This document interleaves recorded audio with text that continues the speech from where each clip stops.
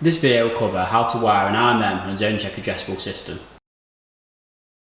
The mains are to be wired into these terminals with a 13 amp fuse spur fitted with a 3 amp fuse.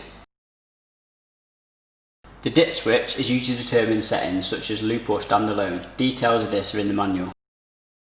The pump uses 230 volts and is supposed to be wired to these terminals as shown.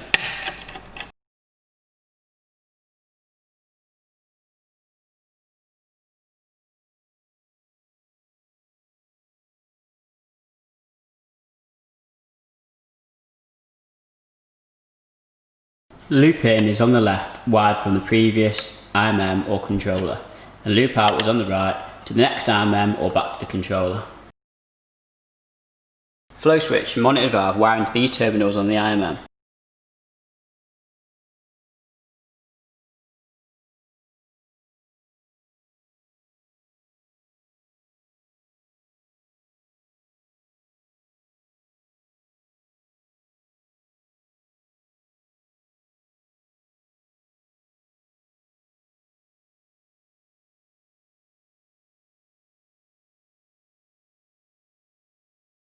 They are to be wired with the use of the end of line resistors provided, which are explained in a separate video.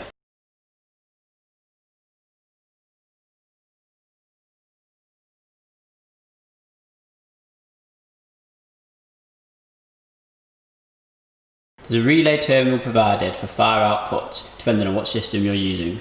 The IMM can now be added into the loop from the Zonecheck Addressable controller.